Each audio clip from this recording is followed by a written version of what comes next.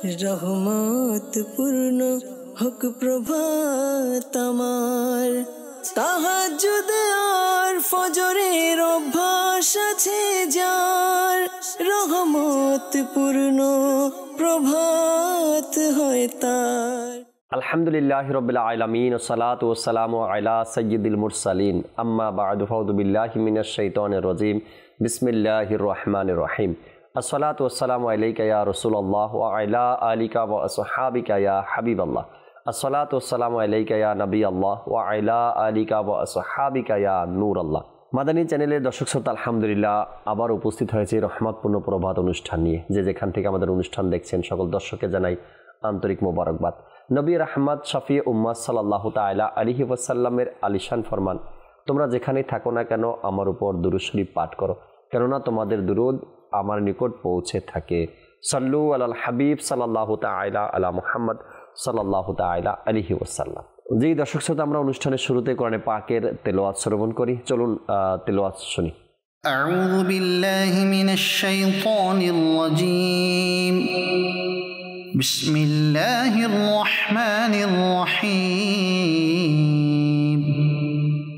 ওয়ামা লিয়া লা আ'বুদুল্লাযী ফাতারানী ওয়া ইলাইহি তুরজাউন।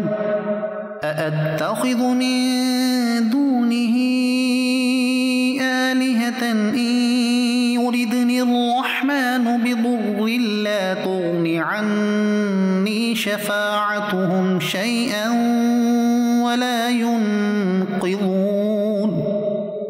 ইন্নী ইযাল লাফী যালালিন মুবীন।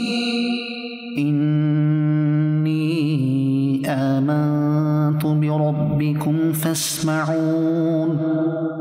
قيل ادخل الجنة قال يا ليت قومي يعلمون بما غفر لي ربي وجعلني من المكرمين وما أنزلنا على قومه من بعده من جند من السماء وما كنا منزلين إن كانت إلا صيحة واحدة فإذا هم خامدون صدق الله العظيم। সুবহানাল্লাহ সুবহানাল্লাহ। চমৎকার কিছু আয়াতে কারিমার তেলাওয়াত আমরা শুনলাম এবং এর পাশাপাশি এর অর্থ, এর তর্জমাও কিন্তু আমরা স্ক্রিনে দেখলাম। আল্লাহ তাবারক ওয়া তাআলা কত সুন্দর এক চমৎকার এখানে কিছু কথা আলোচনা হয়েছে আয়াতে পাকের মধ্যে, যে শাস্তির কথাও এখানে এসেছে এবং অনুকরণের কথাও এখানে এসেছে এবং বিভিন্ন বিষয় কিন্তু আমরা তর্জমা দেখলাম। আল্লাহ তাআলা আমাদেরকে কোরআনে পাক সঠিকভাবে তেলাওয়াত করা এবং তর্জমা জানা, কোরআনের হুকুম মোতাবেক আমল করার সেই তৌফিক আল্লাহ আমাদেরকে দান করুক। যেহেতু দর্শক শ্রোতা, শাবানুল মুআজ্জাম মাস চলছে আমাদের মাঝে, আর এই মাসে আমাদের ইবাদতের আগ্রহ কিন্তু বেড়েই যায়, কেননা এই মাসে বেশি বেশি ইবাদতের বয়ান করা হয়, বা যদি আমরা হাদিসে মোবারকা দেখি এই মাসে ইবাদতের উৎসাহটা বেশি দেওয়া হয়। হাদিসে পাকের মধ্যেও ওলামায়ে কেরামের জবানেও শবে বরাত বা শাবান মাসে আমলের উৎসাহটা বেশি পাওয়া যায়। নবী করিম সাল্লাল্লাহু আলাইহি সাল্লামের হায়াতে মোবারকার দিকে আমরা তাকাই, তবে হাদিসে পাকের মধ্যে রয়েছে হুজুর সাল্লাল্লাহু আলাইহি সাল্লাম এই মাসে যত রোজা রাখতেন, রমজান ব্যতীত এই মাসের মতো অন্য কোনো মাসে আর এত রোজা রাখতেন না। এরপরে সাহাবা একরামের জীবনী দেখেন, তারা এই মাসে কেমন আগ্রহী ছিল ইবাদতের দিকে। শাবান মাস আমাদেরকে ইবাদতের মাধ্যমে অতিবাহিত করা উচিত এবং কোন কোন আমল করতে পারি, কেমনভাবে করব, কতটুকু করব, আজকের বিষয় রেখেছি নফল ইবাদত। জানবো নফল ইবাদতের ফজিলত এবং এই মাসে কেমন ইবাদত করা উচিত, যেহেতু সামনে রমজান মাস। আর রমজান মাস আমাদের জন্য ইবাদতের এক মাস। রমজান মাস আসার পূর্বে সে ইবাদতকে পাকাপোক্ত করার জন্য, রমজান মাস আসার পূর্বে নিজেদেরকে আরেকটু মজবুত করার জন্য, রমজান মাস আসার আগে নিজেকে সকল কাজকর্ম থেকে ফ্রি করার জন্য, রমজান মাস আসার আগে কিছু প্র্যাকটিক্যাল কিছু যদি আমরা করতে পারি, তবে হয়তোবা সেখানে রমজানে আমাদের ইবাদতে ঘাটতি হবে না। কারণ রমজানে একটা নফল ইবাদতের সওয়াব ফরজ বরাবর। তো সেই মাস আসার আগে এই মাস হলো শাবান মাস। আর এই শাবান মাসে যখন যত বেশি আমরা ইবাদতের প্রতি ধাবিত হব, রমজান মাসে সে ইবাদতগুলো আমরা আরও মজবুতের সাথে পাকাপোক্তের সাথে আমরা ইবাদতগুলো করতে পারবো। আজকে ইনশাআল্লাহ তাবারক ওয়া তাআলা নফল ইবাদত নিয়ে আলোচনা করবো। আমাদের সাথে আছেন মিরাজ ভাই, আছেন আমাদের রফিক ভাই। আল্লাহ চাই ইনশাআল্লাহ তাআলা উবাই মোবাল্লিক থেকে আজকের যে বিষয় নিয়েছি নফল ইবাদত নিয়ে গুরুত্বপূর্ণ কিছু কথা আমরা শুনবেন ইনশাআল্লাহ তাআলা। এর পূর্বে চলুন আমরা একটি হামদে বারি তাআলা শ্রবণ করি। আজকের অনুষ্ঠানে হামদে বারি তাআলা শুনেই এরপরে আজকের বিষয় নিয়ে আমরা আলোচনা করব। আল্লাহ চাই ইনশাআল্লাহ তাবারক ওয়া তাআলা জি হামদে বারি তাআলা শুনিয়ে। ইয়া রহমান ইয়া রহিম ইয়া গফফার ইয়া করিম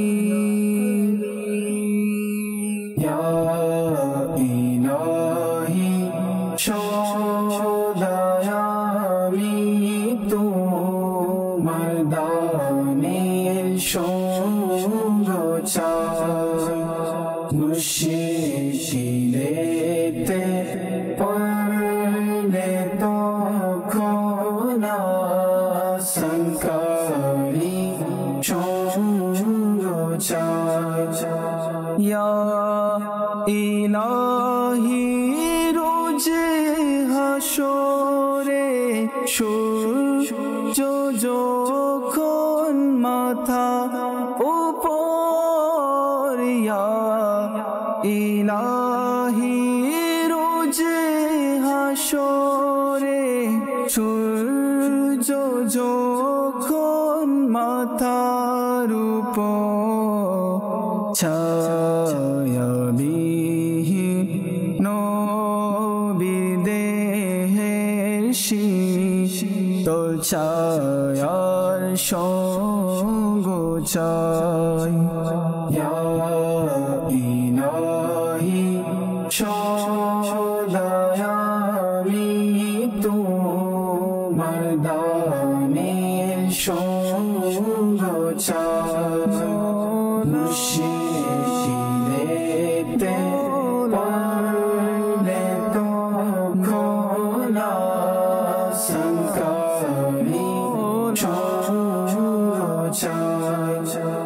ইয়া ইলাহি কাতবো যখন আমল নামা পাঠ করে, ইয়া ইলাহি কাতবো যখন আমল নামা পাঠ করে, শাফাতের আশা রে তখন মুরতাজারি সঙ্গ চাই। ইয়া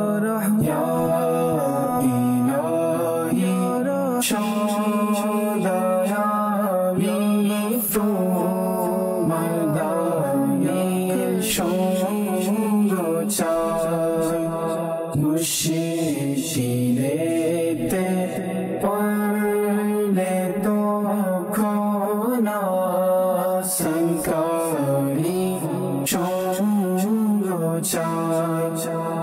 ইয়া ইলাহি হাঁটবো যখন ফুল সিরাতের পথ ধরে, ইয়া ইলাহি হাঁটবো যখন ফুল সিরাতের পথ ধরে,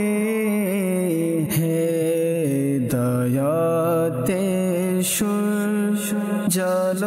সূর্যালোকেরা সঙ্গ চাই ইয়া ইলাহি সদায় আমি তোমার দানের সঙ্গ চাই মুর্শিদিতে পড়লে তো খোলা সংকারি সঙ্গ চাই ইয়া ইলাহি চাইব যখন তোমার কাছে নে দুআ ইয়া ইলাহি চাইব যখন তোমার কাছে নে দুআ পবিত্র বনারি আস্তাবানের সঙ্গ চাই ইয়া ইলাহি সদায় আমি তোমার দানের সঙ্গ চাই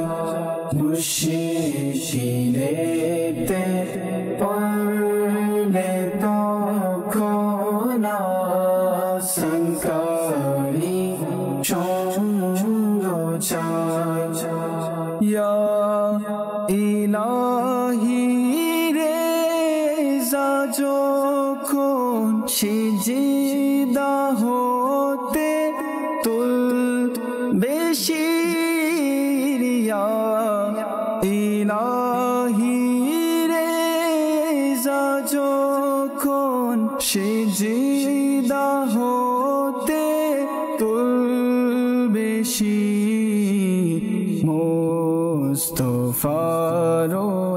জাগ্রত প্রেম দৌলতেরি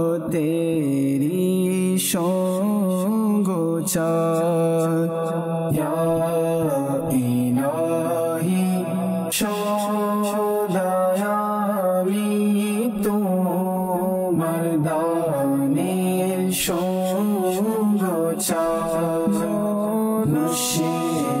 মুর্শিদিতে পড়লে তো খোলা সংকারি সঙ্গ চাই মাশাআল্লাহ মাশাআল্লাহ। আল্লাহ তাবারক ওয়া তাআলা এভাবে যেন সবসময় আল্লাহ তাআলার দরবারে আমরা ফরিয়াদ করতে পারি, দোয়া করতে পারি, আল্লাহ তাআলা সে তৌফিক আমাদেরকে দান করুন। যে বিষয় নিয়েছি আজকে দর্শক শ্রোতা, নফল ইবাদত। নফল ইবাদত করা এটা তো এক তো আল্লাহ তাআলার দয়া থাকতে হয়, দ্বিতীয়ত নসিবেরও কথা। অনেক মানুষ তো ফরজ ইবাদতেই সুযোগ পায় না, নসিবে নাই, কপালে নাই, নফল ইবাদত তো দূরের কথা। আবার আল্লাহ তাআলা মানুষকে এমনও তৌফিক দান করেছে, নফল ইবাদতের কারণে ওই সকল মানুষগুলো আল্লাহ তাআলার নিকট বন্ধু হয়ে গেছে আল্লাহ তাআলা, তাই না? এমন অনেক লোক আছে। এজন্য যখনই দোয়া করি আমরা, দোয়ার মধ্যেও আল্লাহ তাআলার দরবারে বেশি থেকে বেশি পরিমাণে আল্লাহ তোমাকে যেন সেজদা দিতে পারি সে তৌফিক দাও, বেশি নফল ইবাদত করতে পারে আল্লাহ সে তৌফিক দাও। আল্লাহ তাআলার দরবারে দোয়াও চাওয়া উচিত নফল ইবাদতের জন্য। মিরাজ ভাই আছেন সাথে, মিরাজ ভাই থেকে কিছু কথা শুনি, এরপর রফিক ভাই থেকেও ইনশাআল্লাহ তাআলা আজকের বিষয় নিয়ে আলোচনা শুনবো। জি মিরাজ ভাই, আজকের বিষয় নফল ইবাদত। যেহেতু সামনে রমজান মাস, ফাইনালি এক ইবাদতের মাস আমাদের, তাই না? বাকি 11 মাস ইবাদত করি, তবে রমজানে যে স্বাদ, রমজানে যে প্রতিদান, রমজানে যে আল্লাহ তাআলা প্রতিশ্রুতি আমাদেরকে দিয়েছেন রমজানের ইবাদতের ব্যাপারে, সেই ইবাদতের পূর্ব প্রস্তুতি বলতে পারি আমরা শাবানের ইবাদত, তাই না? এখন যদি বেশি রোজা রেখে আমরা অভ্যস্ত হই, তবে রমজানে ফরজ রোজা রাখাতে কোনো সাইড এফেক্ট আসবে না। এমনিতেই রমজান মাসের রোজায় কখনো মানুষের উপরে কোনো দুর্বলতা কাজ করে না, কিন্তু এরপর একটা অভ্যাসের ব্যাপার আছে। এখন যদি 2-4টা করে নফল রোজা আমরা রাখতে পারি, তো রমজানে যে অসুস্থতা মনে হতে পারে বা কোনো কষ্ট হতে পারে, সেটা আর ইনশাআল্লাহ তাআলা অনুভব হবে না। রমজানের ইবাদতগুলো আমরা সুন্দর মতো করতে পারবো। নফল ইবাদত নিয়ে যদি কিছু শোনাতেন। আলহামদুলিল্লাহ রাব্বিল আলামিন ওয়াসসালাতু ওয়াসসালামু আলা খাতামুন নবিয়্যিন আম্মা বা'দ ফাউযু বিল্লাহি মিনাশ শাইতানির রাজীম বিসমিল্লাহির রহমানির রহিম। আলহামদুলিল্লাহ, শুরুতেই এখানে হাদিসে পাক বলতেছে যে সোহাবুল ঈমান গ্রন্থে বর্ণিত রয়েছে, রাসূল করিম সাল্লাল্লাহু আলাইহি ওয়াসাল্লাম ইরশাদ করে যে রোজা রাখো এবং সুস্থতার নিয়ামত অর্জন করো। অর্থাৎ রোজার মাধ্যমে কিন্তু আপনার সুস্থতার নিয়ামত অর্জিত হয়। রোজার মাধ্যমে কখনো মানুষ কি হয় না, আপনার অসুস্থ হয় না। যেহেতু এই মাসটি সহিহ বুখারীর মধ্যে বর্ণিত রয়েছে যে রাসূল করিম সাল্লাল্লাহু আলাইহি ওয়াসাল্লাম এই পবিত্র মাসে অধিক পরিমাণে রোজা রাখতো, আর এত পরিমাণ রোজা রাখতো যে এই রোজাকে মাহে রমজানের রোজার সাথে মিলিয়ে নিত। তো এই মাস নফল ইবাদত করার মাস, আর এমনিতে নফল ইবাদত করার অগণিত ফজিলতের কথা আমি যদি একটু রোজার বিষয়ে যদি বলি যে রোজা কেমন মহৎ ইবাদত, কিতাবের মধ্যে যা সোহাবুল ঈমান গ্রন্থের মধ্যে বর্ণিত রয়েছে। একবার হযরত আবু উমামা রাদিয়াল্লাহু তাআলা প্রিয় নবী সাল্লাল্লাহু আলাইহি ওয়াসাল্লাম এর নিকট এসে আরজ করল, ইয়া রাসূলুল্লাহ সাল্লাল্লাহু আলাইহি ওয়াসাল্লাম, আমাকে একটি উত্তম আমল সম্বন্ধে বলুন। তখন রাসূল সাল্লাল্লাহু আলাইহি ওয়াসাল্লাম ইরশাদ করলেন, হে আবু উমামা, রোজা রাখো, এর মতো কোনো আমল নেই। সে পুনরায় আরজ করল, ইয়া রাসূলুল্লাহ সাল্লাল্লাহু আলাইহি ওয়াসাল্লাম, আমাকে একটি উত্তম আমল সম্বন্ধে বলুন। রাসূল করিম সাল্লাল্লাহু আলাইহি ওয়াসাল্লাম পুনরায় ইরশাদ করলেন, রোজা রাখো, কেননা এর সমকক্ষ কোনো আমল নেই। সে পুনরায় যখন জিজ্ঞাসা করলো তিনবার, রাসূল করিম সাল্লাল্লাহু আলাইহি ওয়াসাল্লাম একইভাবে ইরশাদ করলেন যে রোজা রাখো, এর সমকক্ষ কোনো আমল নেই। রাবি বলে এরপর থেকে হযরতে আবু উমামা রাদিয়াল্লাহু তাআলা এর ঘরে দিনের বেলা কখনো আপনার চুলা জ্বলতে দেখা যায়নি, মেহমান ব্যতীত।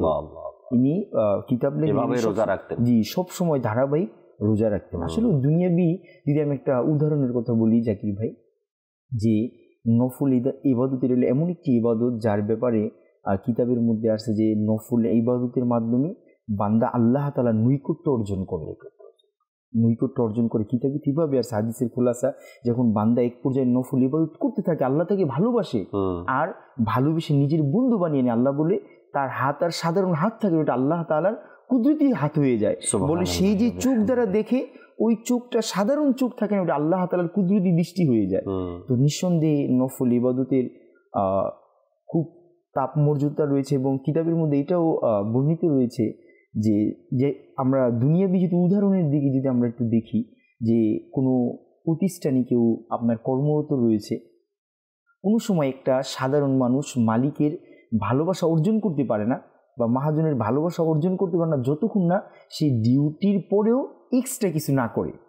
কোম্পানির জন্য যদি তার থেকে যেটা পাওনা সেটা তো করবেই, এরপরে যদি ভিন্নভাবে কোম্পানির জন্য, অফিসের জন্য, বসের জন্য চিন্তা ভাবনা করে কিছু একটা, তখন সে আস্তে আস্তে কিন্তু উদাহরণ, হ্যাঁ, দেখবেন একটা সময় আমরা এটা দেখতে পারি যে অনেক সময় যখন যদি একটা গার্মেন্টসের উদাহরণের কথা বলা হয়, যখন একজন মানুষ সেইখানে দীর্ঘদিন একনিষ্ঠতার সহিত কাজ করতে থাকে, তো দেখা যায় যখন তার আপনার অবস্থা অ্যাক্টিভিটিস ভালো দেখা যায়, একটা পর্যায়ে কিন্তু সে আমরা আমাদের ভাষায় বলি যে সুপারভাইজার বা এরকম একটা আস্তে আস্তে তার পোস্টের উন্নতি হয়। কেন? সে সাধারণের চাইতে একটু অসাধারণ। কেন? সে আপনার সাধারণ মানুষ তো অনেক সময় দেখা যায় ডিউটির পরে সে চলে যায় নিজের সময়, কিন্তু দেখবেন এই লোকগুলো তারা অতক্ষণ সময় ওইখানে থাকে যতক্ষণ তার প্রয়োজন কাজ রয়েছে। তো একটা সময় কিন্তু তারা ওই আপনার প্রতিষ্ঠানের যিনি মহাজন রয়েছে তার নৈকট্য অর্জন করে, তার কি দিন দিন তারও কি হয়। তো অনুরূপভাবে নফল ইবাদতের সংখ্যা হলো এমন যে নফল ইবাদত করার মাধ্যমে বান্দা আল্লাহ তাআলার নৈকট্য অর্জন করে। আর কেমন হয়ে যায় আল্লাহু আকবার, আজও আমরা কিন্তু অসংখ্য আউলিয়া ইকরামের জীবনী আমরা দেখি। যদি বলা হয় যে আমাদের ইমামে আজম আবু হানিফা রহমতুল্লাহি তাআলা আলাইহি, যার মহৎ আল্লাহু আকবার মুবারক জীবনের কথা এটা আসছে, যিনি একটানা 45 বছর এশার উজু দিয়ে ফজরের নামাজ আদায় করেছে। সুবহানাল্লাহ। তার কোনো রাতগুলো এমনভাবে অতিবাহিত হতো, কিতাবে লেখে জাকির ভাই, যিনি অনেক সময় 2 রাকাত নামাজে সম্পূর্ণ কোরআনী কারীমের তেলাওয়াত করতেন। সুবহানাল্লাহ। এবং আল্লাহ পাকের দয়ায় সে অসংখ্যবার বলা হয় যে 55 বার অধিক তিনি হজ করার সৌভাগ্য অর্জন করেছে।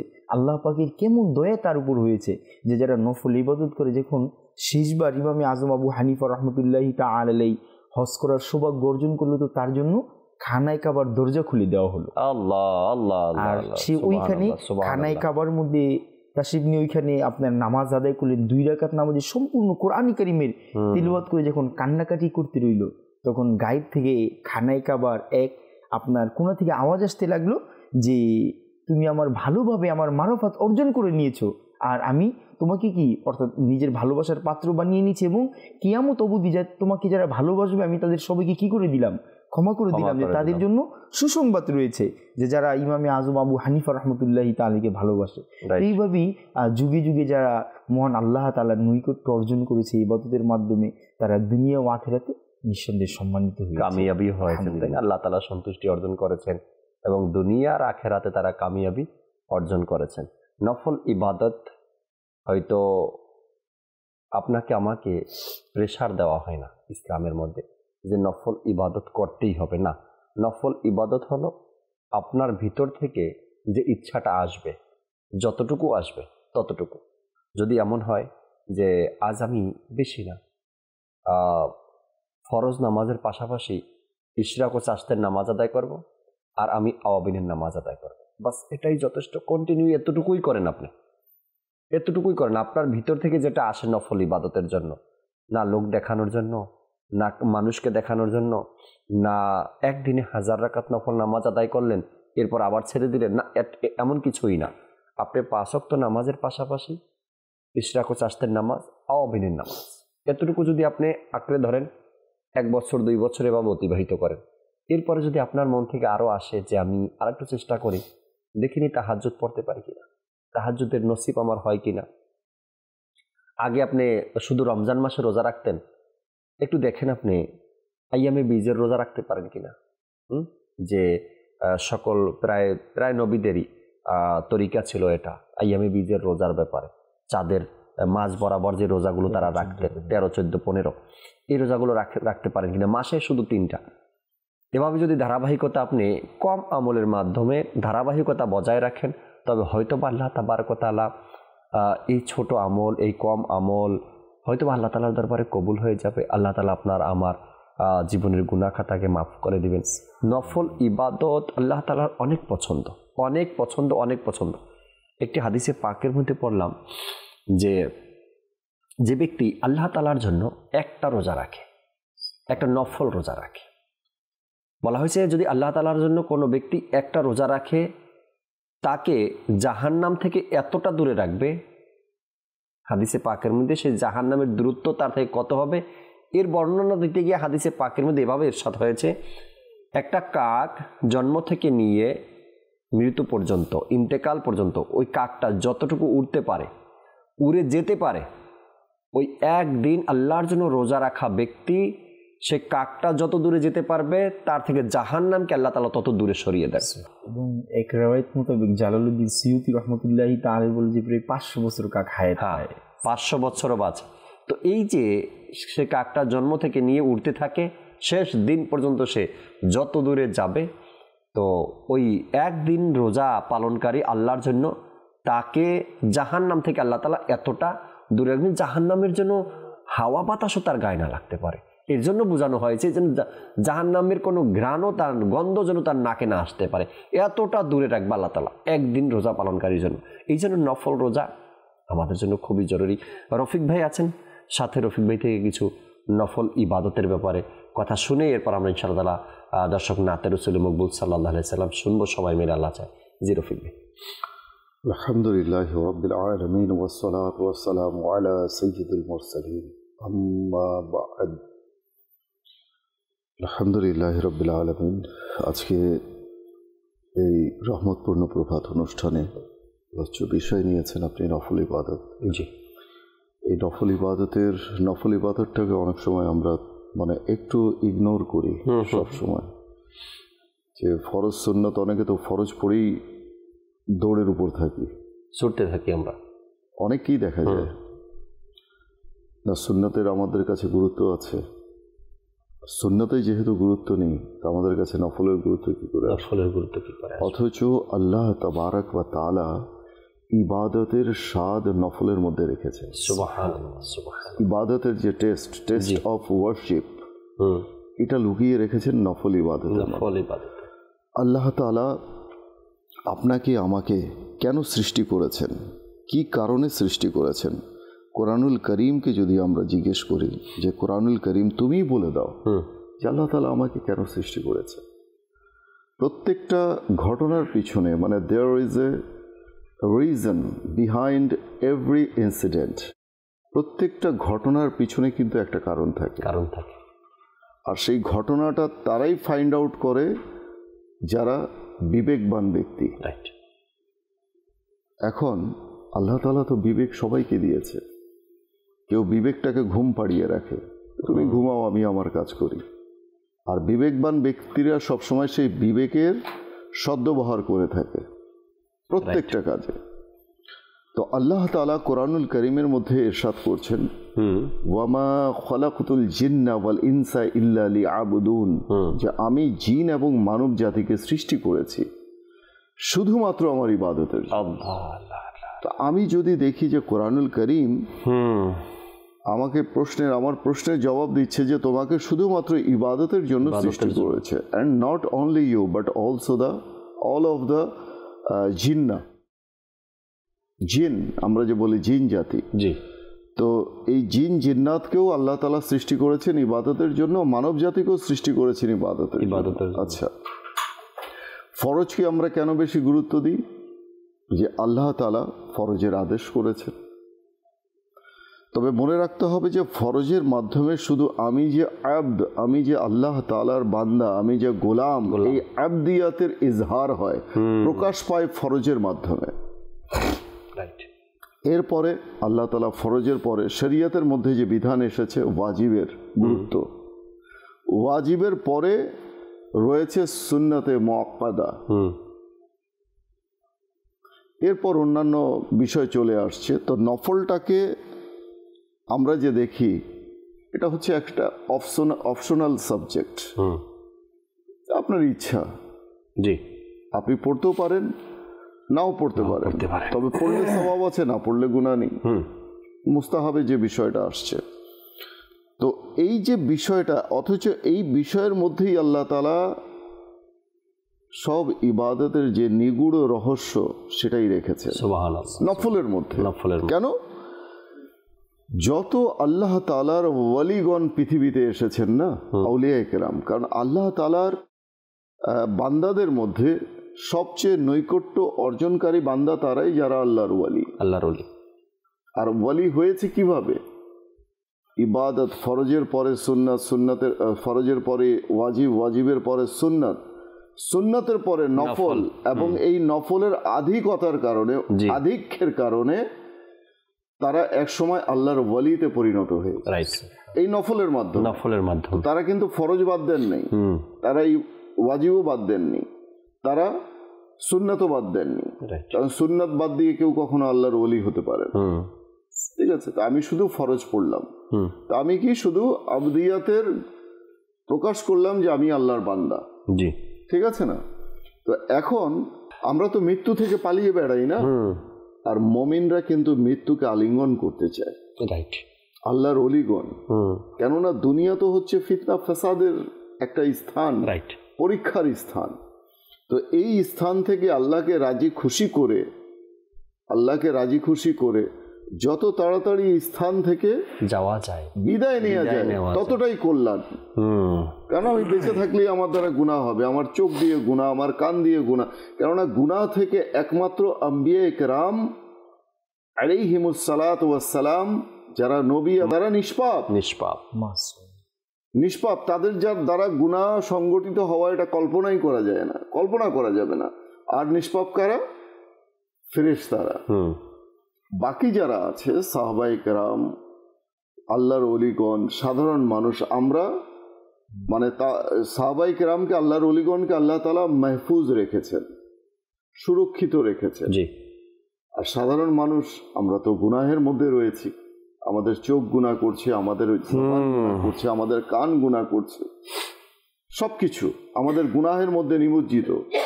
তো পাশাপাশি আল্লাহ তাআলা গফুরুর রহিম, আল্লাহ তাআলা ক্ষমারও ঘোষণা করেছে। জি, কেমন রহমান আল্লাহ তাআলা! দেখুন যে আল্লাহ তাআলা জান্নাতের পথ সুগম করে দিয়েছেন, সুবহানাল্লাহ, ক্ষমার দরজাও খুলে রেখেছেন। সুবহানাল্লাহ। এখন বান্দার ইচ্ছা, সে যদি নিজের ক্ষমা না করাতে পারে, নফল ইবাদতের মাধ্যমে আল্লাহর নৈকট্য অর্জন না করতে পারে, এটা হচ্ছে তার জন্য দুর্ভাগ্যের বিষয়। তো আল্লাহ তাআলা যেহেতু আমাদেরকে ইবাদতের জন্য উৎসাহিত করছেন, যে আমি তার চোখ হয়ে যাই, আমি তার কান হয়ে যাই, আমি তার হাত পা হয়ে যাই, যা দিয়ে সে চলাফেরা। যেমন আল্লাহর ওলিদের ব্যাপারে অনেকের বিষয় এসছেন, যেমন আমার গৌসে পাক বড় পীর আব্দুল কাদের জিলানী রাহমাতুল্লাহি তাআলা, সুবহানাল্লাহ। তিনি বলেন যে আমি এই সমগ্র জগৎটাকে আমার হাতের মধ্যে রাইয়ের দানা অর্থাৎ সর্ষের দানার মতো আমি দেখতে পাই, সুবহানাল্লাহ, সুবহানাল্লাহ। ওলট পালট করে, মানে পৃথিবীর এই পৃষ্ঠা ওই পৃষ্ঠা আমি ওলট পালট করে আমি দেখতে পাই যে আল্লাহ তাআলা তার দৃষ্টিশক্তি কেমন দিয়েছেন, যে তিনি এই সমগ্র জগৎটাকে সরিষার দানার মতো ওলট পালট করে দেখতে থাকেন। আর আল্লাহ রসুলের কাছে তো এটা হাতের তালুর মতো, হাতের রেখা। আমরা যেমন হাতের রেখাকে দেখি, আল্লাহ রসুল পুরো জগৎটাকে হাতের রেখার মতো দেখেন। মানে আল্লাহ রসুলের দৃষ্টি যত দূর ওঠে, মানে তার শেষ সীমানা পর্যন্ত, সৃষ্টির শেষ সীমানা পর্যন্ত তিনি দেখতে পান। আল্লাহ তাআলা এমন সৃষ্টি দিয়েছেন, সৃষ্টির দেখা ক্ষমতা তাকে তিনি দিয়েছেন। আর আমার গৌসে পাক তো হচ্ছেন সেই নবীরই উম্মত। জি। তো এই যে বুখারী শরীফের হাদিস, যে আমি তার চোখ হয়ে যাই, আল্লাহ তাআলার চোখ কেমন? আল্লাহ তাআলার চোখ কেমন? আল্লাহ তাআলা তো নিরাকার। জি।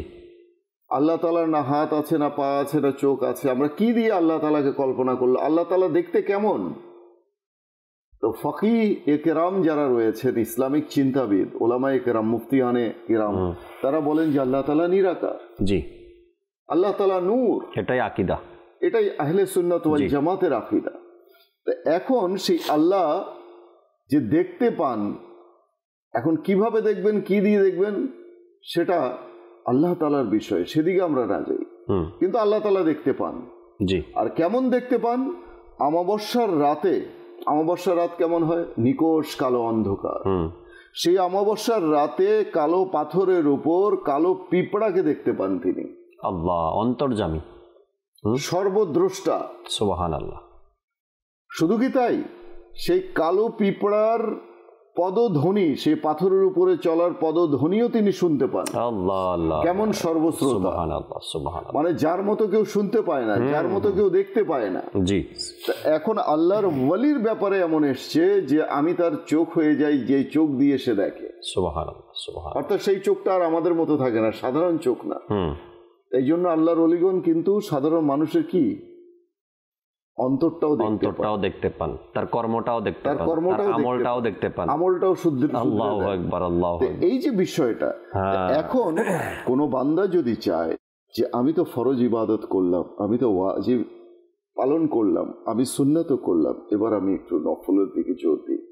আর এই নফলের দিকে যখন সে জোর দিবে না, জি, তখন সেই ইবাদতের স্বাদ অন্তরে অনুভব করে। আমরা বলি না যে নামাজ পড়ি ভাই, গীবত মুখ দিয়ে যায় না। নামাজ পড়ি আমরা, চগলখড়ি ছাড়তে পারছি না। নামাজ পড়ি, সুদ, ঘুষ, আমরা মিথ্যাচার, ওজনে কম দেয়া, প্রতারণা করা, কোনো দোষই আমার থেকে যাচ্ছে না, ভঙ্গ করা, এমন হেন কোনো গুনাহ নেই যা আমার দ্বারা হচ্ছে না, অথচ আমি নামাজও পড়ছি।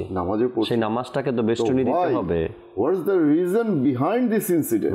কারণটা কি? এর একমাত্র কারণ হচ্ছে যে আমি এখন এই ইবাদতের স্বাদ আমার অন্তরে অনুভব করতে পারছি না। একটা আর চমৎকার এক কথা বলেছেন একজন আলিম সাহেব, যে যখন আমরা কোনো ছোট গাছের চারা রোপণ করি, সেই চারাটাকে হেফাজতের জন্য, চারাটাকে বাঁচিয়ে রাখার জন্য, ছাগলের মুখ থেকে বাঁচানোর জন্য আমরা একটা বাউন্ডারি দিই, যেন গাছটা, সেই গাছের চারাটা হেফাজতে থাকে। ফরজ ইবাদতকে হেফাজতের জন্য আমাদের কোন বাউন্ডারি আছে, কোন এমন সুব্যবস্থা রেখেছি? তো ওই আলিম সাহেব বললেন যে ফরজ ও ওয়াজিব যে আমার আমলগুলো আছে, এগুলাকে বেষ্টনী দেওয়ার জন্য, এগুলোকে হেফাজত করার জন্য এই চতুর্দিকে হলো নফল ইবাদত। এক কথায় আমরা বলতে পারি যে কিয়ামতের দিনে আমাদের যে ফরজ ইবাদত, ওয়াজিব ইবাদতের মধ্যে যে ঘাটতি দেখা যাবে, সেই ঘাটতি পূরণের জন্য মানে সাপ্লিমেন্টারি হিসেবে কাজ করবে এই নফল ইবাদত। যখন আমার পাল্লায় কিছুই থাকবে না, আমার আমলনামায় কিছুই থাকবে না, যে আমি এত ফরজ নামাজ বা এত ওয়াজিব বা এত ছোট ছোট গুনাহ, আমার ফরজ নামাজের জন্য তওবা করতে হবে এটা তো আছে, যে ছোট ছোট গুনাহ আমার আমলনামায় আছে আর এর কারণে আমি ফেঁসে যাব, ওই সময় যদি কিছু নফল নামাজও আমার থাকে তখন আল্লাহ তাআলার দরবারে হয়তোবা ক্ষমার যোগ্য আমি হতে পারবো। এটা অনেক বড় এক কারণ, অনেক বড় এক তৌফা আমাদের জন্য, যে নফল ইবাদতের অপশন আল্লাহ তাআলা রেখেছেন, বান্দা যেন নফল ইবাদত করে। একটি নাতে রাসূলে মকবুল সাল্লাল্লাহু আলাইহি সাল্লাম শুনি আমরা আজকের অনুষ্ঠানে।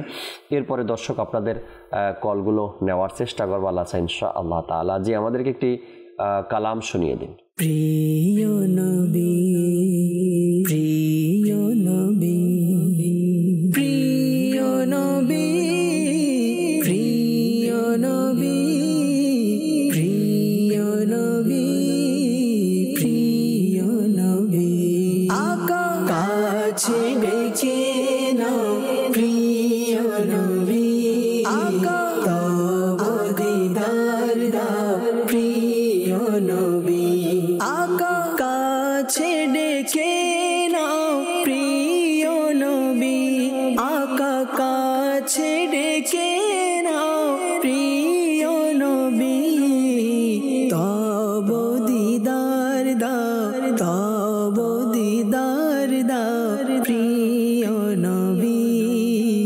তব দিদার দাও প্রিয় নবী, আমার কাছে ডেকে নাও না মদনী মদিনে ওয়ালে, প্রেমের সুধা পান করাও না মদনী মদিনে ওয়ালে, আমায় একটু দিদার দাও না মদনী মদিনে ওয়ালে, হৃদয় হয় তোমার ঠিকানা মদনী মদিনে ওয়ালে, যখন হবে তোমার দিদার তখন ঈদ হবে আমার, আমার স্বপ্নে শোনা মদনী মদিনে ওয়ালে, আকা তব দিদারে ঈদ আমার, আকা তব দিদারে ঈদ আমার, তব দিদার দাও আকা তব দিদার দাও প্রিয় নবী, তব দিদার দাও প্রিয় নবী, আকা কাছে ডেকে নাও প্রিয় নবী, আকা তব দিদার দাও প্রিয় নবী, আমার মা বাবা হাসরে যদি ভুলে যায় আমারে, হে নবী তুমি ভুলো না মদনী মদিনে ওয়ালে, হে হাসরের সুপারিশকারী মাথায় পাপের বোঝা ভারী, ফেসে গেছি আমায় বাঁচাও মদনী মদিনে ওয়ালে, আকা হাসরে যেন মুখে থাকে নবী, হাসরে যেন মুখে থাকে,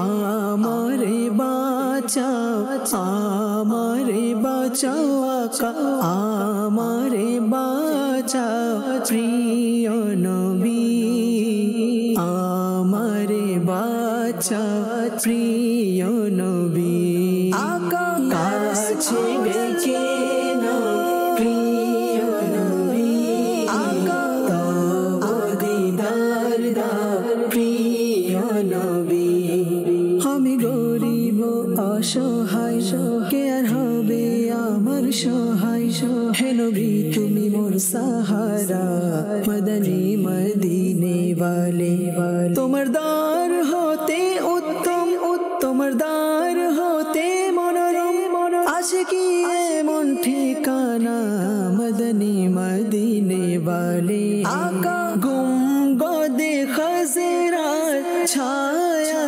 তলে নবী, গুম্বদে খাজরার ছায়া তলে, আমায় রেখে নাও, আমায় রেখে নাও আকা, আমায় রেখে নাও প্রিয় নবী, আমায় রেখে নাও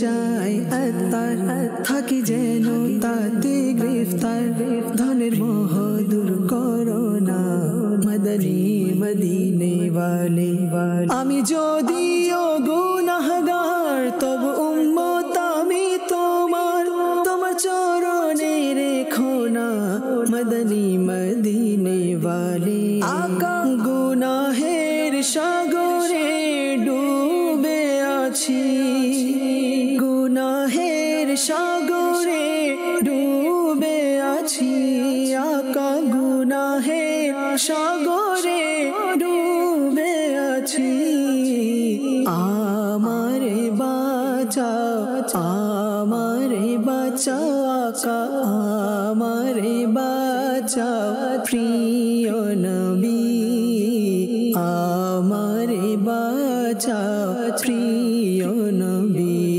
আকা কাছে ডেকে নাও প্রিয় নবী আকা তব দিদার দাও প্রিয় নবী আকা মাশাআল্লাহ মাশাআল্লাহ। দর্শক শ্রোতা, চমৎকার এক কালাম রাশেদ মাদানী ভাইয়ের, আলহামদুলিল্লাহ।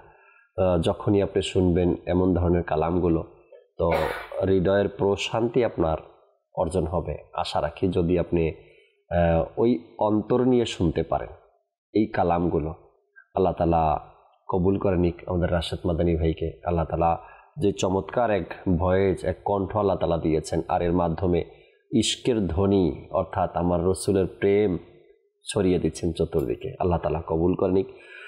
চমৎকার কালামও শুনলাম, আবার আলোচনাও শুনতেছিলাম নফল ইবাদত নিয়ে। দর্শকের কিছু কল রয়েছে আমাদের সাথে, কয়েকটা কল শুনি, এরপরে আবারও ফিরবো আলোচনা ইনশাআল্লাহ তাআলা। জি, কল শুনিয়ে দিন। আমি চাঁপাইনবাবগঞ্জ থেকে বলছিলাম, সাদ্দাম। আপনাদের চ্যানেলটা খুব সুন্দর লাগে শুনতে, ওরা পরিবার নিয়ে দেখি। মাশাআল্লাহ, আল্লাহ তাআলা কবুল করে নিক। মাদানী চ্যানেল, ধর্মীয় চ্যানেল, দ্বীনি চ্যানেল, পরিবারের সবাইকে নিয়ে আপনি অবশ্যই দেখতে পারবেন, দেখবেন। এবং যখন সবাইকে নিয়ে একসাথে দেখা হয় তখন এর মধ্যে আবার কিছু গুণাবলীও রয়েছে। যখন কোনো দোয়া শেখানো হয়, কোনো আমল শেখানো হয়, উদাহরণ দিচ্ছি, আপনার ছেলের মধ্যে এমন কোনো বদ অভ্যাস আছে যেটা আপনি বলে সমাধান করতে পারছেন না, বা বলেন উনি কখনো যে বাবা তুমি এই কাজটা করিও না, আর ওই কাজটা তখন মাদানী চ্যানেল করে। মাদানী চ্যানেল যখন এই কথাগুলো বলে যে ছোটদেরকে এই কাজগুলো করতে নেই, তখন কিন্তু আপনার মোটামুটি আপনার কথাটাই মাদানী চ্যানেল বলে দিল। আপনি অনেক সময় ছেলেকে বলতে পারতেছেন না, বা নিজের পরিবারকেই বলতে পারতেছেন না এইভাবে চললে এই গুনাহ আছে, এইভাবে হাঁটলে এই গুনাহ আছে, এই কথাগুলো বললে এই গুনাহ আছে, আপনি বলতে পারতেছেন না। কেন? এক সম্পর্ক বা ঘর বা কষ্ট পাবে বা কি মনে করবে, অনেক দ্বিধাদ্বন্দ্ব নিজের মধ্যে থাকে। কিন্তু আপনার এই কথাটা মাদানী চ্যানেল ঠিকই বলছে। আপনি আপনার পরিবারের সাথে, ঘরের মানুষের সাথে যখন মাদানী চ্যানেল দেখছেন, তখন এই কথাগুলো মাদানী চ্যানেল বলছে যে ইসলামী বোনদের এইভাবে চলা দরকার, এইভাবে চলা উচিত নয়, তখন আপনার ভিতর থেকে একটা দোয়া মাদানী চ্যানেলের জন্য আসে। আলহামদুলিল্লাহ, আমি যেটা অনেক দিন ধরে বলতে চাই, নিজের পরিবারকে বলা হয়নি, কিন্তু আজ মাদানী চ্যানেলের মাধ্যমে সে শিখতে পারলো বা সে জানতে পারলো। এভাবে করেই একে অপরের সহায়ক আমরা দিনের কাজের ব্যাপারে। তো আমরা মিলেমিশে ইনশাআল্লাহ তাআলা মাদানী চ্যানেলের কাজ করব। আপনারাও করবেন। কিভাবে করবেন? নেকির দাওয়াত দিবেন, আর্থিকভাবে সাপোর্ট করবেন। আমরা এখান থেকে ইনশাআল্লাহ তাআলা কোরআন ও হাদিসের পয়গামগুলো আপনাদেরকে দেওয়ার চেষ্টা করব। পরবর্তী কল দেন। আমি নুরুজ্জামান,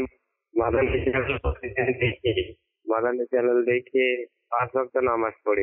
আমি দোয়া চাচ্ছি। মাশাআল্লাহ, আল্লাহ তাআলা কবুল করে নিক আপনার এই ইবাদতকে। মাদানী চ্যানেল দেখে দেখে আপনি 5 ওয়াক্ত নামাজি হচ্ছেন। মাশাআল্লাহ, সবসময় সাথেই থাকবেন আশা রাখি। পরবর্তী কল দেন। মোহাম্মদ দিলুর রহমান, রাজশাহী জেলা থেকে। আমি মাদানী চ্যানেল দেখতেছি, আপনাদের বয়ান শুনতেছি, ভালো লাগছে আমাকে, এবং আমি তো ওই শোনার চেষ্টা করি। মাশাআল্লাহ, আল্লাহ তাআলা কবুল করে নিক। এভাবেই সবসময় সাথে থাকবেন। পরবর্তী কল দেন। তফাজ্জল হোসেন, মাদানী চ্যানেলের এই অনুষ্ঠানটি দেখছি, খুবই ভালো লাগতেছে। এই অনুষ্ঠান থেকে অনেক কিছু শিখতে পারি। মাশাআল্লাহ, রহমত পুনঃপ্রভাত অনুষ্ঠান সপ্তাহে 3 দিন হয়। যদি কোনো ইভেন্ট না থাকে তবে সপ্তাহে 3 দিন হয়, শুক্রবার, শনিবার আর রবিবার। আশা রাখি ইনশাআল্লাহ তাআলা এই অনুষ্ঠানও দেখবেন, অন্যান্য অনুষ্ঠানগুলো দেখবেন ইনশাআল্লাহ তাবারাক ওয়া তাআলা। পরবর্তী কল দেন। আমি কিশোরগঞ্জ থেকে আমাদের মাধ্যমিক চ্যানেল আমি দেখেছি, আমার কাছে অনেক ভালো লাগে। আজকে যে একটা অনুষ্ঠানটি অনেক সুন্দর হয়েছে, আমাদের জন্য দোয়া করবেন, আমাদের সবসময় মাধ্যমিক চ্যানেল দেখতে পাই। আল্লাহ তাআলা আপনাকেও ভালো রাখুক, আপনার পরিবারকে ভালো রাখুক। সবসময় মাদানী চ্যানেল দেখবেন, মাদানী চ্যানেলে প্রচার প্রসার করবেন, নেকির দাওয়াত দিবেন, মানুষকে মাদানী চ্যানেল দেখতে উৎসাহিত করবেন। আল্লাহ তাআলা বোঝার তৌফিক দিন। চমৎকার কিছু অভিমত দর্শক শ্রোতার আমরা শুনলাম। আজকের যে বিষয়ে আলোচনা করছি আমরা, নফল ইবাদত। নফল ইবাদতের ক্ষেত্রে যদি আমরা দেখি আউলিয়া কেরামের জীবনী, আপনি কার জীবনী শুনতে চান? আর নফল ইবাদত, এমন একজন আল্লাহর ওলির নাম বলেন যে এই আল্লাহ তাআলার অলির নফল ইবাদতের ব্যাপারে কিছু শোনান। গাউসে পাক থেকে নিয়ে সৈয়দি আলা হযরত পর্যন্ত, গাউসে পাক থেকে নিয়ে আমিরুল সুন্নাত পর্যন্ত, এরপরে এর আগে, এরপরে, এর মধ্যখানে যত আউলিয়া কেরামের নাম শুনবেন, এক একজনের নফল ইবাদতের যে রেকর্ড আছে, ইতিহাস আছে, তা ভাবা চিন্তা কল্পনার বাহিরে। আমাদের পক্ষে তো তাদের তুলনায় সেই এক ভাগের শতভাগের আবার এক ভাগও আমাদের মধ্যে সেই নফল ইবাদত নেই। যে আমাদের মিরাজ ভাই শুরুতে বললেন যে গাউসে পাক রাদিয়াল্লাহু তাআলা আনহুর নফল রোজার ব্যাপারে দেখি, আর না হয় নামাজের ব্যাপারে দেখি। কোন দিক থেকে তাকাবেন গাউসে পাকের দিকে, নফল ইবাদতের মাত্রা কেমন ছিল, ইমামে আজম রাহমাতুল্লাহি তাআলার ইবাদত কেমন ছিল। বলা হয় তিনি যখন ব্যবসার কাজে বের হতেন, ব্যবসার কাজে যতটুকু সময় লাগতো বাকি সময়টা সেই ইবাদতের মধ্যে অতিবাহিত করে দিতেন, এমনভাবে ইবাদত করতেন। বিষয়টা অবশ্যই বলার দরকার যে ইমামে আজম আবু হানিফা রহমতুল্লাহি তাআলা আলাইহি, এই মুবারক যুগে এক ব্যক্তি ইমামে আজম আবু হানিফা রহমতুল্লাহি তাআলা আলাইহি, এর ব্যাপারে তার অন্তরে আপনার শয়তানের ওয়াসওয়াসা দিতে লাগলো যে হয়তো কোনো এমনিতেই মানুষ তার নিকট আসে বা তার ইবাদতের অবস্থা তার জানা ছিল না। সে ইমামে আজম আবু হানিফা রহমতুল্লাহি তাআলা আলাইহিকে আর কি ভালোভাবে দেখার জন্য সে ওই মসজিদে অবস্থান করলো। সেভাবে দেখতে লাগলো যে ইমামে আজম আবু হানিফা রহমতুল্লাহি তাআলা আলাইহি সারাদিন ইনি হাদিসে পাকের দর্শ দিত, মানুষদেরকে কোরআন ও হাদিসের এই চমৎকার বিষয়গুলি মানুষকে শোনাতো, মানুষ তার নিকট থেকে এমনিদিন অর্জন করতো। আর যখন এশারের নামাজের পর হতো, তিনি নিজ ঘরে যেত, আপনার কি করে একটি জামা, অর্থাৎ সাধারণ কি জামা পরে ইনি মসজিদে চলে আসতো। আর এইভাবে একদম সুবে সাদিক পর্যন্ত ইনি ইবাদতের মধ্যে মশগুল থাকতো। ইনি রাতকে 3 ভাগে ইনি ইবাদত করতো, কিতাবের মধ্যে আসছে। তো এভাবে ইবাদত করে ফজরের কিছুক্ষণ পূর্বে আবার নিজের ঘরে চলে যেত, উত্তম কাপড় পরিধান করে আবার মসজিদে চলে আসতো। আবার ফজরের পর থেকে এইভাবে হাদিসের, ইনি বলে যে যিনি এই রাবি, যিনি এটা বর্ণনাকারী, ইনি দেখার জন্য গেল। ইনি বললো যে আমি হয়রান হয়ে গেলাম যে আমার মধ্যে ক্লান্ত চলে আসতো, কিন্তু ইমামে আজম আবু হানিফা রহমতুল্লাহি তাআলা আলাইহি দীর্ঘদিন দিনে কিছুক্ষণ সময় আরাম করতো। আর সব সময়, অর্থাৎ দিনের বলা হয় যে কয়েক ঘন্টা সময় তিনি রহমতুল্লাহি তাআলা আলাইহি আপনার আরাম, আর বাকি পূর্ণ সময়টাই আল্লাহ পাকের ইবাদতে মশগুল থাকতো। সুবহানাল্লাহ। সাইয়েদুনা রাবিয়া বুসরি রহমতুল্লাহি তাআলা আলাইহা এই সপ্তাহে যে সাপ্তাহিক ইজতিমা, এইখানে খুব চমৎকার একটি বিষয় ছিল তার, যে তিনি রহমতুল্লাহি তাআলা আলাইহা একজন মহিলা ছিল, যখন রাত আসতো তখন নিজেকে এই বলে সম্বোধন করতো যে রাবিয়া, ঘুম হলো একটা তুচ্ছ বিষয়, আর তুমি তো ঘুমাবে কবরে গিয়ে, যেটা প্রশান্তি, ওখানে দুনিয়াতে কিছুক্ষণ ক্ষণিকের জন্য আর কি ঘুম আরাম করবে, এই বলে নিজেকে সম্বোধন করে পূর্ণ রাত আল্লাহ পাকের ইবাদত করতো। আর যখন ফজরের নামাজ আদায় করার পরে কিছুক্ষণ সময় পায়তারা করে আবারও যখন তার মধ্যে ঘুম চলে আসতো, সে নিজেকে পুনরায় সম্বোধন করতো, রাবিয়া তুমি জানো না আজকে যে সন্ধ্যা হবে, এই সন্ধ্যা তুমি দেখবে কিনা, অতএব এই দিনটাকে গনিমত মনে করে তুমি ইবাদত। তিনি এইভাবে ইবাদত করতো, কিতাব লাগে একটা না 50 বছর তার যে মাথা কোন সময় বালিশের মধ্যে লাগে, তার পিঠ বিছানায় লাগে। অথচ সায়েন্স কি বলে, সায়েন্স কি বলে, যদি মানুষ 24 ঘন্টার মধ্যে কিছু টাইম ঘুমের জন্য না রাখে, আর এভাবে যদি ধারাবাহিকভাবে সে না ঘুমায়, তবে তার বড় শারীরিক ক্ষতি হয়ে যায়, অনেক সময় মানুষ মারাও যায় যদি কয়েকদিন টানা না ঘুমায়। অথচ আল্লাহ তাআলার নেক বান্দি, আল্লাহ তাআলার অলিরা, তারা মাসের পর মাস, বছরের পর বছর না ঘুমিয়ে ইবাদতের মধ্যে কাটিয়ে দিত। অনেক আউলিয়া কেরামের ব্যাপার তো এটাও পাওয়া যায়, তাদের ঘুম এমন ছিল, যখন ঘুম আসছে বা ঘুমের প্রয়োজন, তারা দোজানো হয়ে বসতেন, আর আমরা যেটাকে তন্দ্রা ভাব বলি, চোখ বন্ধ করতেন 2-4 মিনিট, অথবা তার চেয়েও কম, অথবা তার চেয়েও বেশি, এতটুকু যে তাদের ঘুম আসতো বসা অবস্থায়, ওটা দিয়েই তারা বাকি আবার 24 ঘন্টা অতিবাহিত করতেন, আসলে ইবাদত তাদের। বিষয় এখানে কিন্তু আল্লাহ তাআলার কুদরতের অনেক বড় একটি বিষয় প্রকাশ পেয়ে যায়। আসলে এটা হলো আউলিয়া কিরামের কারামত। যদি আমরা সাধারণ আকুলদার এটাকে বিবেক করি তাহলে কিন্তু আপনার আমার আমরা ফেল। হ্যাঁ, আমরা এই বিষয়ে চিন্তা করতে পারবো না, কারণ আল্লাহ তাআলা যদি কাউকে দয়া করে, যদি তার অনুগ্রহ হয়, তাহলে এটা তো তুচ্ছ একটি বিষয়, কেন হবে না? আল্লাহ রাইট রাইট রাইট। এই ঘুম তাদের কাছে কোনো বিষয় না। তবে এই বিষয় হচ্ছে জাকির ভাই, যে আমরা হয়তো আউলিয়া কেরামের মতো হতে পারবো, কিংবা সাহাবায়ে কেরাম তো নাই। সাহাবী হওয়ার জন্য আল্লাহ রাসূলকে ইমানের সাথে দেখা এবং ইমানের হালতে দুনিয়া থেকে যাওয়ার শর্ত, তো সেটার তো আর কোনো সুযোগ নেই, আর কোনো নবীও আসবেন না। আর আল্লাহর ওলি হতে পারাটা সেটাও মানে খুবই কষ্টকর। অন্তত দোয়া তো করতে পারি যে আল্লাহ আমাকে নফল পড়ার তৌফিক দাও, রাইট, আমিন। আল্লাহ আমাকে নফল ইবাদত করার তৌফিক দাও। কেননা হাদিসে পাকে এসেছে যে আদ-দোয়া মাখুল ইবাদত, যে দোয়া হচ্ছে ইবাদতের মূল, ইবাদতের মগজ। আবার অন্যত্র ইরশাদ হচ্ছে যে দোয়া হচ্ছে মুমিনের হাতিয়ার। Supplication is the weapon of believers. তো দোয়া মুমিনের হাতিয়ার। আবার দোয়ার মাধ্যমে ভাগ্য পরিবর্তন হয়ে যায়। তো আমার জন্য আল্লাহ তাআলা যা লিখে রেখেছেন সেটাও কিন্তু, তার মধ্যেও কিন্তু ভাগ্যের মধ্যেও তো ক্রাইটেরিয়া আছে না, ক্লাসিফিকেশন আছে, কোনটা পরিবর্তন হবে কোনটা হবে না। তো আমি ইবাদতের তৌফিক আল্লাহ তাআলার কাছ থেকে চেয়ে নিচ্ছি যে আল্লাহ আমাকে 5 ওয়াক্ত নামাজ জামাতের সাথে পড়ার তৌফিক দাও, আল্লাহ আমাকে সুন্নতে মুস্তাফার রঙে রাঙিয়ে দাও, আমিন আমিন। আল্লাহ আমাকে নফল ইবাদতের তৌফিক দিয়ে দাও, সামর্থ্য দিয়ে দাও। এই যে দোয়া যখন আমি করব, আল্লাহ তাআলা নিঃসন্দেহে আল্লাহ দোয়া কবুলকারী। কেননা কোরআনের মধ্যে আল্লাহ তাআলা ইরশাদই করেছেন যে উদউনি আস্তাজিব লাকুম, আমার কাছে চাও আমি কবুল করব। সুবহানাল্লাহ সুবহানাল্লাহ। আল্লাহ তাআলা বলছেন চাইতে, তো আমার চাইতে সমস্যা কোথায়? তো আমি যখন চাইবো তখন সেটা কবুল হয়ে যাবে, আর আমি ইবাদতের মধ্যে লেগে যাব। যেমন নফলের যে বিষয়গুলো আছে, যেমন নফল নামাজও হতে পারে, নফল রোজাও হতে পারে, ঠিক আছে না? যেমন সাহাবায়ে কেরাম এই রজব মাস থেকে সারা বছর তো রাখতেনই, এই শাবান মাসে, রজব মাসে ইবাদতের মাত্রা বাড়িয়ে দিতেন, নফল ইবাদতে, নফল রোজা, নফল নামাজের মাত্রা বাড়িয়ে দিতেন, কোরআনুল করিমের তেলাওয়াতের মাত্রা বাড়িয়ে দিতেন, দান সদকার মাত্রা বাড়িয়ে দিতেন। হ্যাঁ, এমনকি সাহাবায়ে কেরাম তো এই রমজান মাস এলে দ্রব্য মূল্যের, পণ্য মূল্য যে রয়েছে দ্রব্য মূল্যের, এটাকে কমিয়ে দিতেন, আর আমরা বাড়িয়ে দিই। গোলামকে আজাদ করে দিতেন, আমরা বাড়িয়ে দিই।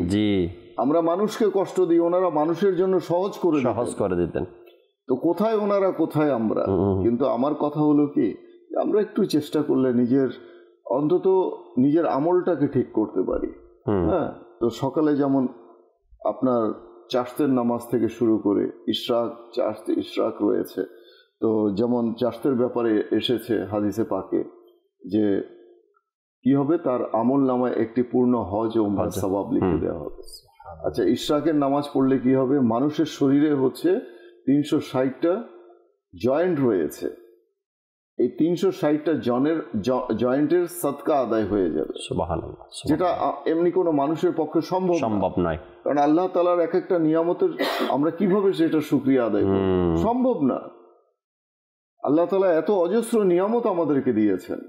এরপরে আপনার আওয়াবিনের নামাজের ফজিলতের মধ্যে এসেছে যে মাগরিবের নামাজ আদায়ের পর যদি কোনো ব্যক্তি কোনো মন্দ কথা না বলে সে যদি 6 রাকাত আওয়াবিনের নামাজ আদায় করে, তো তার আমল নামায় 12 বছরের ইবাদতের সওয়াব লিখে দেওয়া হবে। সুবহানাল্লাহ। এরপরে তাহাজ্জুদের নামাজ, তারপরে তাহিয়াতুল ওযুর নামাজ, দুখলিল মসজিদের নামাজ, যে সাহাবায়ে কেরাম তো অনেক ঊর্ধ্বের কথা, আল্লাহর ওলিগণ যখনই ওযু করতেন 2 রাকাত নামাজ আদায় করতেন। অথচ আমরা কি করতে পারি? এরপরে 5 ওয়াক্ত নামাজের পরে যে নফল ইবাদতগুলো আছে, কত আমরা নফল ইবাদত রয়েছে। আল্লাহ নবী সাল্লাল্লাহু আলাইহি ওয়াসাল্লাম হযরত সাইয়েদুনা বিলাল হাবশী রাদিয়াল্লাহু তাআলা আনহুকে জিজ্ঞেস করলেন যে, হে বিলাল, আমি তোমার পদধ্বনি জান্নাতে শুনেছি, তুমি কোন এমন আমল করো? আচ্ছা, আল্লাহ রাসূল কি জানতেন না? জানেন, কিন্তু এটা আমাদের উম্মতের জন্য এটা কি করে দিয়েছেন, জানান দিলেন। এই প্রশ্নটা যদি না করতেন তো বিলাল বলতেন না, আর বিলাল না বললে আমরা জানতাম না।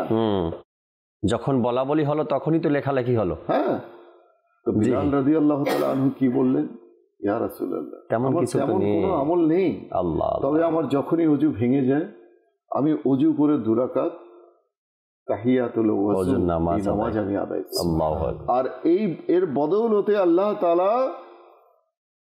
আমার এই সম্মান দান করেছেন যে আল্লাহর নবী মেরাজের রাত্রে গিয়ে জান্নাতে হযরত বিলাল হাবশী রাদিয়াল্লাহু তাআলা আনহুর পদধ্বনি শুনতে, পায়ের আওয়াজ শুনতে পেয়েছে। সুবহানাল্লাহ, সুবহানাল্লাহ। এই যে বিষয়গুলো আমরা যে মাদানী চ্যানেলের মাধ্যমে এত কিছু শুনি, আচ্ছা যাদেরকে আল্লাহ তৌফিক দিয়েছে তারা কিন্তু করছে, রফিক ভাই করছে আলহামদুলিল্লাহ। একবার আমি আরমান ভাইকে নিয়ে একটা লাইভ অনুষ্ঠান করছিলাম, তো সেই অনুষ্ঠানে আরমান ভাই বললেন যে উনি যখন গাইবান্ধা রংপুর ওদিকে যখন দিনই কাজ করতেন, তো এক ব্যক্তি এসে বললেন, মুরব্বী ব্যক্তি যার দৃষ্টিশক্তি ক্ষীণ হয়ে গিয়ে দুর্বল হয়ে গিয়েছিল, মানে চোখে ভালো মতো দেখতে পারতো না, কিংবা রাত কানা আমরা বলতে পারি। তো আরমান ভাইকে বলল যে আরমান ভাই, আমি মাদানী চ্যানেলে আপনার অনুষ্ঠান দেখেছি, আপনি ওই যে নেক আমলের একটা অনুষ্ঠান আছে না, জান্নাতে নিয়ে যাওয়ার আমল, তো সেখানে আরমান ভাই বর্ণনা করেছিলেন যে আজানের সময় যখনই আল্লাহ নবী সাল্লাল্লাহু আলাইহি ওয়াসাল্লামের নাম মোবারক আসবে, তখন বৃদ্ধাঙ্গুলি চুম্বন দিয়ে 2 চোখে লাগানো, মর্দন করা, মুছে নেয়া, তো হাদিসে আছে, জি জি জি, এবং কিতাবের মধ্যে মজুদ আছে। আরে যারা করে না, যারা অস্বীকার করে, এরা তো হতভাগ্য, এটা হচ্ছে তাদের জন্য হতভাগ্য, তারা হতভাগা, কিন্তু আমি তো করি। তো সেই ব্যক্তি বলল, জার্মান ভাই, আমি ওই আমলটা সবসময় করি, আপনার কাছ থেকে যখন আমি শুনেছি, সুবহানাল্লাহ, আলহামদুলিল্লাহ, এখন আমার চোখে আমি অনেক ভালো দেখি। আল্লাহ আল্লাহ আল্লাহ, বলে না যে বিশ্বাসে মুক্তি মেলায় তর্কে বহুদূর। আপনি বিশ্বাস করবেন, আমল করবেন, আপনি মঞ্জিলকে পেয়ে যাবেন, রাইট, আপনার গন্তব্যকে আপনি পেয়ে যাবেন। আর তর্ক করবেন, যুক্তি খণ্ডন করবেন, আপনি অনেক দূরে সরে যাবেন, ভাগ্যে কিছুই নেই, মানে হতভাগ্য যেটা বলা হয়। তো আসলে আরমান ভাই কয়েকদিন আগে একটা ভিডিও পাঠিয়েছেন আমাকে, ভিডিও পাঠিয়েছেন যেই লোকের পরিবর্তন হয়েছে, ওই লোকের ভিডিও। ওই লোক মাদানী চ্যানেল দেখার, মাদানী চ্যানেলের ফজিলত আর বরকত দর্শকের সামনে, ওই লোক মাদানী চ্যানেল দেখার আগে অন্য জগতে ছিল, না দাড়ি ছিল, না সুন্নত ছিল, না নামাজ ছিল, না ইবাদত ছিল, না পরিবার বুঝতো ঠিক মতন, না মসজিদ চিনতো ঠিক মতন, না জিকির ছিল, না দুরূদ শরীফ, কিছু ছিল না। মাদানী চ্যানেল দেখতে দেখতে দেখতে দেখতে তার মধ্যে কেমন পরিবর্তন আসলো। আরমান ভাই আমাকে ভিডিও পাঠিয়েছে প্রায় 2 মিনিটের উপরে ওই লোকটার, যে তিনি নিজের মুখে নিজের অভিমত দিতে লাগলো যে আমি মাদানী চ্যানেল দেখে নিজের মধ্যে পরিবর্তন, আমার নামাজ, রোজা, দাড়ি, সুন্নাত।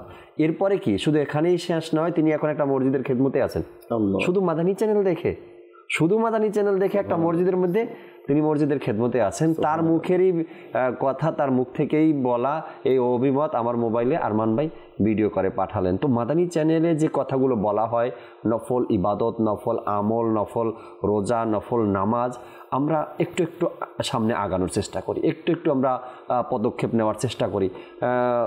কত মানুষই তো পরিবর্তন হচ্ছে, কত মানুষই তো নেকি করছে, আমি কেন দূরে থাকবো? আসলে সবচেয়ে বড় কথা হলো জাকির ভাই, আমাদের জীবনটাই কেটে গেছে অন্যের দোষ অন্বেষণ করতে, এমনটাই, কাজ নেই যে আমার কোনো কাজ নেই। জাকির ভাই তো এই আমল করে না, আরে ওই মিরাজ ভাই তো তার মধ্যে তো এই দোষ, অমুকের মধ্যে এই দোষ, অমুক মিথ্যাচারী, অমুক গীবতকারী, অমুক চগুলখোর, অমুক ওয়াদা, এমন করতে করতে করতে করতে অমুক অমুক অমুক অমুক করতে করতে নিজেকে কখনো দেখাই হয়নি।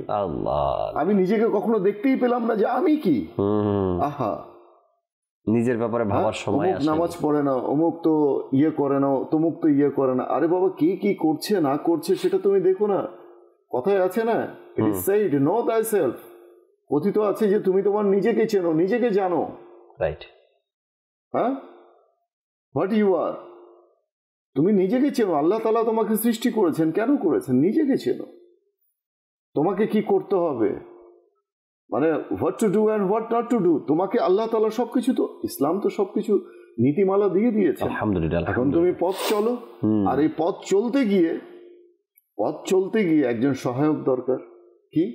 পীর মাশায়েখ, রাইট, পথ প্রদর্শক, যাকে আমরা শিক্ষক বলি। আচ্ছা, পীর কিন্তু আল্লাহ না, না পীর আল্লাহ না, কিন্তু আল্লাহর পথকে পীররা পাইয়ে দেয়, দেখিয়ে দেয়, জান্নাতের পথ দেখিয়ে দেয়, পাইয়ে দেয়। জি, তো সেখানেও আপত্তি, সেখানেও বিপত্তি, ধরা যাবে না, করা যাবে না। এখন কথা হলো সব দিক থেকেই তো আমাদেরকে কাট ছাঁট করে, মানে কেটে কাটে একেবারে আমরা তো জিরোতে চলে এসেছি, এমন একটা অবস্থা। মানে একটা ঘটনা না বললেই নয়, যে এক স্টুডেন্ট ইউনিভার্সিটির, তো সে মানে কথিত আর কি ঘটনা, সে একটা সেকেন্ড হ্যান্ড একটা প্যান্ট কিনে নিয়ে এসছে, ফুল প্যান্ট। তো দেখছে যে অনেক বড় ঢোলা সাইজে, মানে একেবারে খুব বড়, সুন্দর লাগবে। সে বলল, মা আমার এই প্যান্টটাকে একটু ছোট করে দিও, 4 আঙুল ছোট করে দিও, আমি এটা ভার্সিটিতে পড়ে যাব। তো ঠিক আছে বাবা, তুই যা, আমি করে দেব। তো সে চিন্তা করলো, সেই স্টুডেন্ট, যে মাকে বলেছি, মা তো ব্যস্ত থাকে, মা কি করবে নাকি ভুলে যাবে।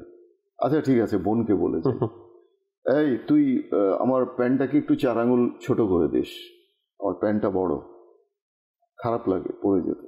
ঠিক আছে ভাইয়া, তুমি যাও, আমি করে দেব। আবার চিন্তা করছে যে না, এও করবে কিনা, এ তো দেখা যায় যে ফ্রি কামে, মানে ইজি কাজে বিজি থাকে। তো বললো যে না, ভাবিকে বলে দে, ভাবি আমার প্যান্টটা একটু 4 আঙুল ছোট করে দিও। আচ্ছা ঠিক আছে, তুমি যাও, আমি করে দেব। এখন দেখা গেল মা 4 আঙুল কমিয়ে দিয়েছে। এখন বোন চিন্তা করছে, ভাই বলে গেছে, সেও 4 আঙুল কমিয়ে দিয়েছে। ভাবি চিন্তা করলো, দেবর বলে গেছে, না কাজটা করে দিই, সেও 4 আঙুল করে। শেষ পর্যন্ত প্যান্ট হয়ে গেছে 3/4। আল্লাহ, এখন সেই 3/4 পরে ভার্সিটিতে যাওয়া যাবে না। আমাদের অবস্থা হয়ে গেছে এমন, আমাদেরকে কাট ছাট করতে করতে, এই নফল নামাজ নাই, বিশেষ রাতের সবে কদর, সবে বরাত, সবে মেরাজ নাই, নামাজ নাই, তালা বন্ধ মসজিদ, আল্লাহ, দোয়া নেই, জানাজার নামাজের পরে সম্মিলিত দোয়া নাই। আরে বাবা, নাই, কিছুই নাই। আছেটা কি?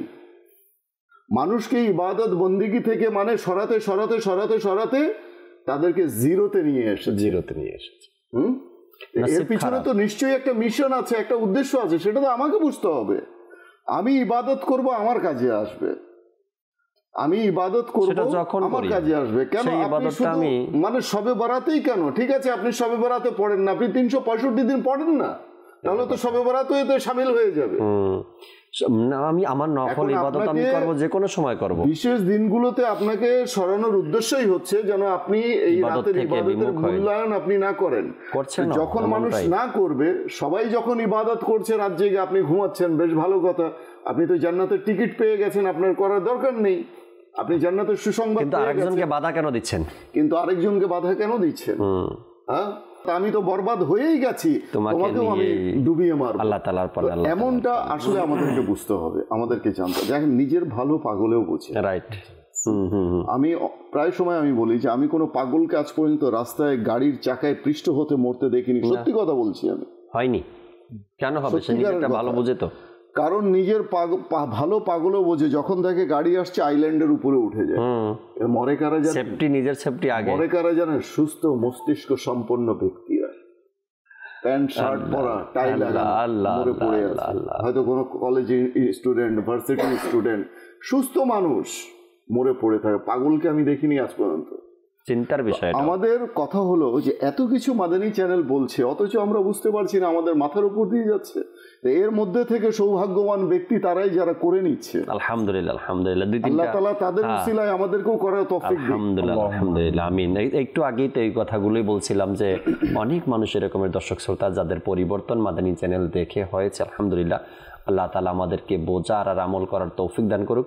চমৎকার কিছু কথা আজকের প্রোগ্রামে আমরা নফল আমল, নফল ইবাদত নিয়ে শুনলাম, আলোচনা করলাম।